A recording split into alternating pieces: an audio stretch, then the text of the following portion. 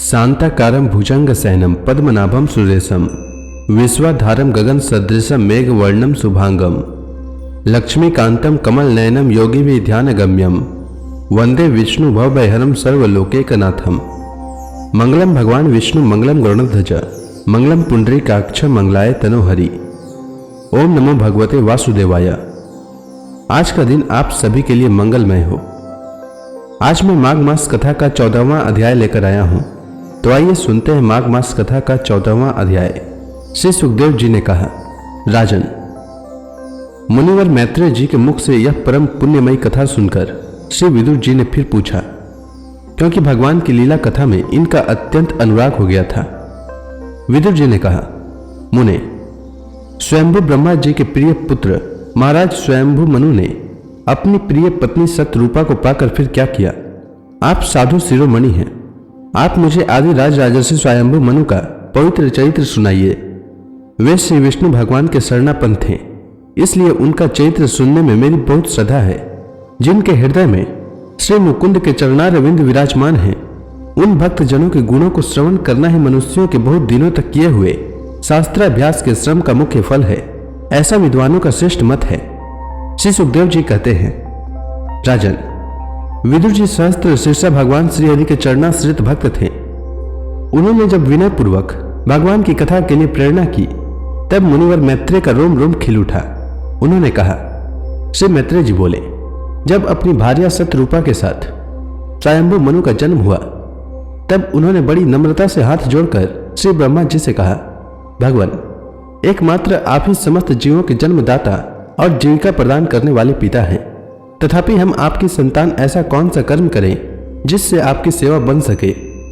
पूज्यपाद, हम आपको नमस्कार करते हैं।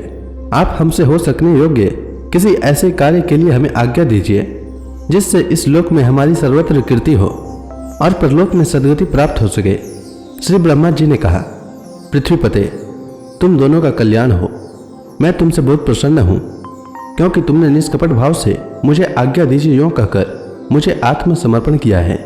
वीर, पुत्रों को अपने पिता की इसी रूप में पूजा करनी चाहिए।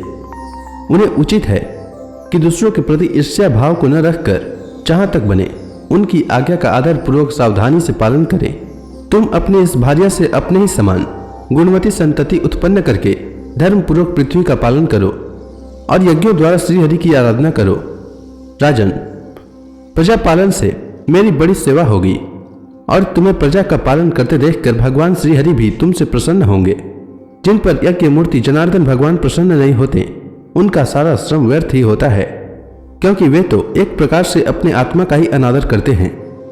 मनु जी ने कहा, पाप का नाश करने वाले पिताजी, मैं आपकी आज्ञा का पालन अवश्य करूंगा, किंतु आप इस जगत में मेरे और मेरी भावी प्रजा के रहने के लिए स्थान बतलाइए। हे देव, सब जीवों का निवास स्थान पृथ्वी इस समय प्रलय के जल में डूबी हुई है। आप इस देवी के उद्धार का प्रयत्न कीजिए। श्री मैत्रेय जी ने कहा, पृथ्वी को इस प्रकार अथाह जल में डूबी हुई देखकर ब्रह्मा जी बहुत देर तक मन में ये सोचते रहे कि इसे कैसे निकालूं। जिस समय मैं लोक रचना में लगा हुआ था, उस समय पृथ्वी जल में डूब जाने से रसातल को चली गई। हम लोग सृष्टि कार्य में नियुक्त हैं, अतः इसलिए हमें क्या करना चाहिए? अब तो जिनके संकल्प मात्र से मेरा जन्म हुआ है, वे सर्वशक्तिमान श्री हरि ही मेरा यह काम पूरा करें। ब्रह्मा जी इस प्रकार विचार कर ही रहे थे कि उनके नासा छिद्र से अकस्मात अंगूठे के बराबर आकार का एक वारा शिशु निकला। भारत, बड़े आश्चर्य की बात तो यही हुई कि आकाश में खड़ा हुआ वारा शिशु ब्रह्मा जी के देखते ही देखते बड़ा होकर क्षण भर में हाथी के बराबर हो गया। उस विशाल वराह मूर्ति को देखकर मरीचि आदि मुनिजन, सनकादि और स्वयंभू मनु के सहित श्री ब्रह्मा जी तरह तरह के विचार करने लगे। अहो, शुकर के रूप में आज यह कौन दिव्य प्राणी यहाँ प्रकट हुआ है? कैसा आश्चर्य है! यह अभी अभी मेरी नाक से निकला था। पहले तो यह अंगूठे के बराबर दिखाई देता था, किंतु एक क्षण में ही बड़ी भारी शिला के समान हो गया। अवश्य ही यज्ञ मूर्ति भगवान हम लोगों के मन को मोहित कर रहे हैं। ब्रह्मा जी और उनके पुत्र इस प्रकार सोच ही रहे थे कि भगवान यज्ञ पुरुष पर्वताकार होकर गरजने लगे। सर्वशक्तिमान श्री हरि ने अपनी गर्जना से दिशाओं को प्रतिध्वनित करके ब्रह्मा और श्रेष्ठ ब्राह्मणों को हर्ष से भर दिया। अपना खेद दूर करने वाली माया में वारा भगवान की खुरखुराहट को सुनकर वे जनलोक, तपलोक और सत्यलोक निवासी मुनिगण तीनों वेदों के परम पवित्र मंत्रों से उनकी स्तुति करने लगे। भगवान के स्वरूप का वेदों में विस्तार से वर्णन किया गया है। अतः उन मुनीश्वरों ने जो स्तुति की उसे वेद रूप मानकर भगवान बड़े प्रसन्न हुए और एक बार फिर गरज कर देवताओं के हित के लिए गजराज की सी लीला करते हुए जल में घुस गए। पहले वे शुक्र रूप भगवान पूछ उठाकर बड़े वेग से आकाश में उछले और अपनी गर्दन के बालों को फटकार कर खुरों के आघात से बादलों को छितराने लगे। उनका शरीर बड़ा कठोर था, त्वचा पर कड़े कड़े बाल थे, दाढ़ें सफेद थी और नेत्रों से तेज निकल रहा था। उस समय उनकी बड़ी शोभा हो रही थी। भगवान स्वयं यज्ञ पुरुष हैं, तथापि शुक्र रूप धारण करने के कारण अपनी नाक से सूंघ सूंघ कर पृथ्वी का पता लगा रहे थे। उनकी दाढ़ें बड़ी कठोर थी। इस प्रकार यद्यपि वे बड़े क्रूर जान पड़ते थे, तथापि अपनी स्तुति करने वाले मरीचि आदि मुनियों की ओर बड़ी सौम्य दृष्टि से निहारते हुए उन्होंने जल में प्रवेश किया। जिस समय उनका व्रज में पर्वत के समान कठोर कलेवर जल में गिरा, तब उसके वेग से मानो समुद्र का पेट फट गया और उसमें बादलों की गड़गड़ाहट के समान बड़ा भीषण शब्द हुआ। उस समय ऐसा जान पड़ता था मानो अपनी उताल तरंग रूप भुजाओं को उठाकर वह बड़े आर्त स्वर से, हे योगेश्वर मेरी रक्षा करो, इस प्रकार पुकार रहा है। तब भगवान यज्ञ मूर्ति अपने बाण के समान पहने खुरों से जल को चिरते हुए उस अपार जल राशि के उस पार पहुंचे। वहां रसातल में उन्होंने समस्त जीवों की आश्रयभूता पृथ्वी को देखा, जिसे कल्पांत में शयन करने के लिए उद्धत श्रीहरि ने स्वयं अपने ही उदर में लीन कर लिया था। फिर वे जल में डूबी हुई पृथ्वी को अपनी दाढ़ों पर लेकर रसातल से ऊपर आए। उस समय उनकी बड़ी शोभा हो रही थी। जल से बाहर आते समय उनके मार्ग में विघ्न डालने के लिए महापराक्रमी हिरणाक्ष ने जल के भीतर ही उन पर गदा से आक्रमण किया। इससे उनका क्रोध चक्र के समान तीक्ष्ण हो गया और उन्होंने उस लीला से ही इस प्रकार मार डाला जैसे सिंह हाथी को मार डालता है। उस समय उसके रक्त से थुथनी तथा कनपटी सन जाने के कारण वे ऐसा जान पड़ते थे मानो कोई गजराज लाल मिट्टी के टीले में टक्कर मार कर आया हो। हे तात, जैसे गजराज अपने दांतों पर कमल पुष्प धारण कर ले, उसी प्रकार अपने सफेद दांतों की नोक पर पृथ्वी को धारण कर जल से बाहर निकले हुए तमाल के समान नीलवर्ण वराह भगवान को देखकर ब्रह्मा, मरीचि आदि को निश्चय हो गया कि ये भगवान ही हैं। तब वे हाथ जोड़कर वेद वाक्यों से उनकी स्तुति करने लगे। ऋषियों ने कहा, भगवान अजीत, आपकी जय हो, जय हो। यज्ञपते, आप अपने वेद त्रयी रूप विग्रह को फटकार रहे हैं, आपको नमस्कार है। आपके रोम कूपों में संपूर्ण यज्ञ लीन है। आपने पृथ्वी का उद्धार करने के लिए ही यह शुक्र रूप धारण किया है, आपको नमस्कार है। हे देव, दुराचारियों को आपके इस शरीर का दर्शन होना अत्यंत कठिन है, क्योंकि यह यज्ञ रूप है। भगवान, समस्त मंत्र, देवता, द्रव्य, यज्ञ और कर्म आपके ही रूप हैं, आपको नमस्कार है। वैराग्य, भक्ति और मन की एकाग्रता से जिस ज्ञान का अनुभव होता है वह आपका स्वरूप ही है तथा आप ही सबके विद्या गुरु हैं। आपको पुनः पुनः प्रणाम है। पृथ्वी को धारण करने वाले भगवान, आपकी डाढ़ों की नोक पर रखी हुई यह पर्वतादि मंडित पृथ्वी ऐसी सुशोभित हो रही है जैसे वन में से निकलकर बाहर आए हुए किसी गजराज के दांतों पर पत्रयुक्त कमलिनी रखी हो।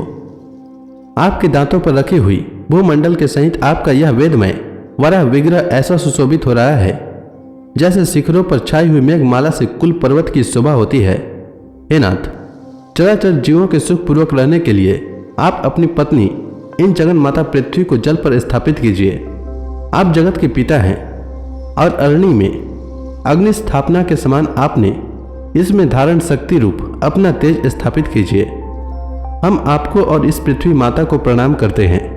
प्रभु, रसातल में डूबी हुई इस पृथ्वी को निकालने का साहस आपके सिवा और कौन कर सकता था, किंतु आप तो संपूर्ण आश्चर्यों के आश्रय हैं। आपके लिए यह कोई आश्चर्य की बात नहीं है। आपने ही तो अपनी माया से इस आश्चर्य में विश्व की रचना की है।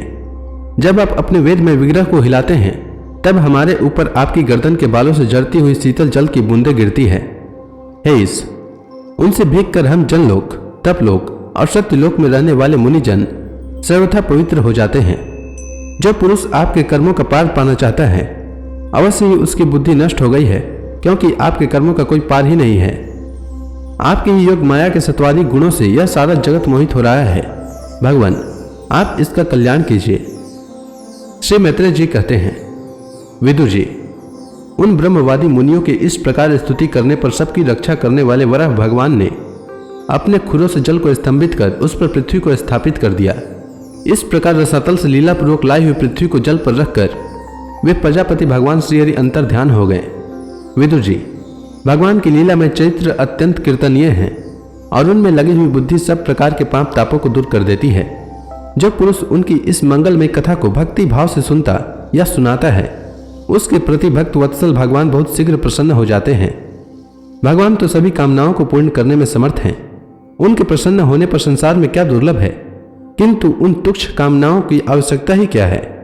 जो लोग उनका अनन्य भाव से भजन करते हैं, उन्हें तो वे अंतर्यामी परमात्मा स्वयं अपना परम पद ही दे देते हैं। अरे संसार में पशुओं को छोड़कर अपने पुरुषार्थ का सार जानने वाला ऐसा कौन पुरुष होगा जो आवागमन से छुड़ा देने वाली भगवान की प्राचीन कथाओं में से किसी भी अमृतमय कथा का अपने कर्णपटुओं से एक बार पान करके फिर उनकी ओर से मन हटा लेगा। तो इसी के साथ आज का यह अध्याय समाप्त हुआ। इसके आगे की कथा मैं कल के अध्याय में सुनाऊंगा। तब तक के लिए भगवान हरि का नाम लेते रहें। तो प्रेम से बोलिए भगवान विष्णु की जय, श्री कृष्ण भगवान की जय, लक्ष्मी माता की जय, तुलसी माता की जय, समस्त देवी देवताओं की जय।